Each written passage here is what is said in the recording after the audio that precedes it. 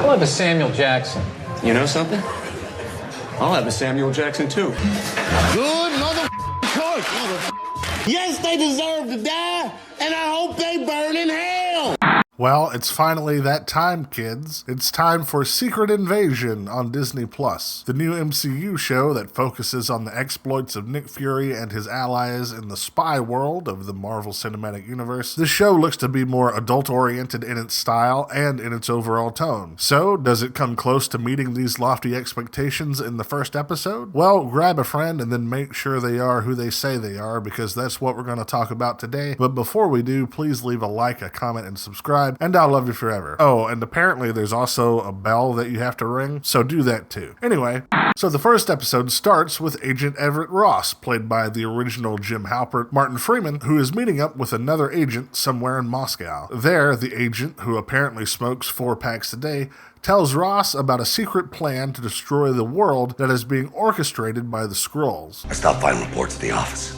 Don't know who I can trust anymore. But it turns out that when a character no one has ever seen before does an exposition dump to another character about a race of shape-shifting aliens trying to take over the world, that at least one of them is part of said alien race. And it turns out this time it's Agent Ross. After a quick chase through the streets of Moscow, Skrull Ross, or Skross as I like to call him, falls to his death. Concerned about all that has just happened, Maria Hill calls Nick Fury for help. Fury, who apparently is part-timing as a longshoreman and has a busted leg that will no doubt bother him whenever the plot requires it to, meets up with Hill and the Skrull Talos. You might remember Talos from Captain Marvel. He's the only Skrull with an incredibly thick Australian accent.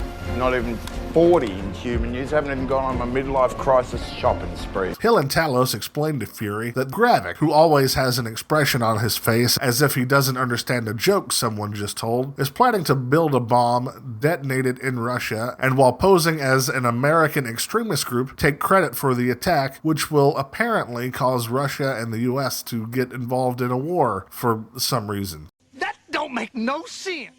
After some more intel that's given to us by British agents, we learn that Gaia, the daughter of Talos, will be buying parts for the bomb from another Skrull who is a black market dealer and a Bob Ross impersonator. After a quick fight, Talos tells her that her mother is dead and that Gravik killed her. Angry about this, Gaia sells out the resistance, but it turns out it's a double-cross, and Gravik, who is still trying to figure out that joke, detonates a bunch of explosives and apparently kills Maria Hill. But don't worry, kids, as we all know, No one's ever really gone.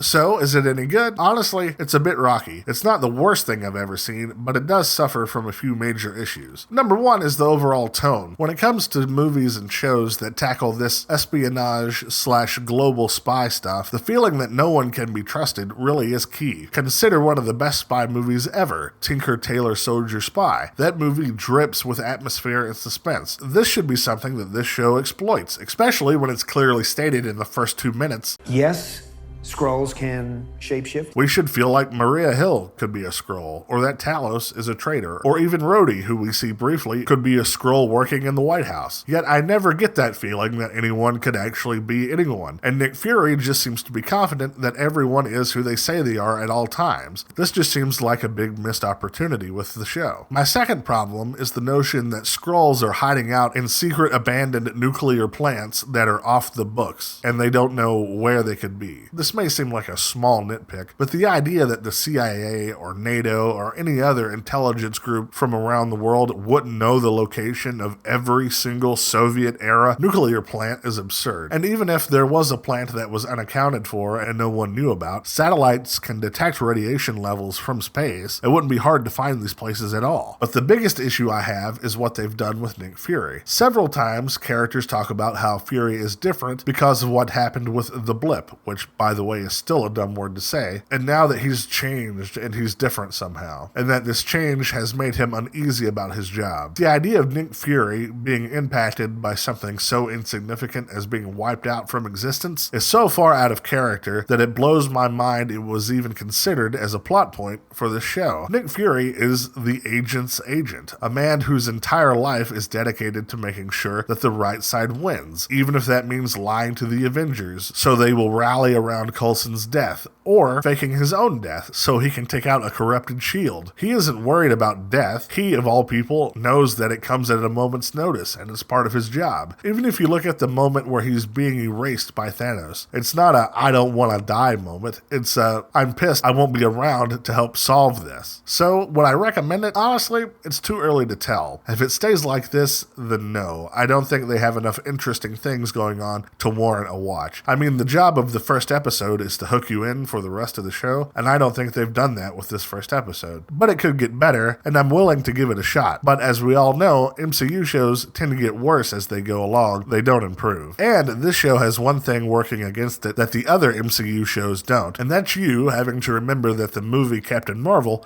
actually existed. No, God! No, God, please, no! No!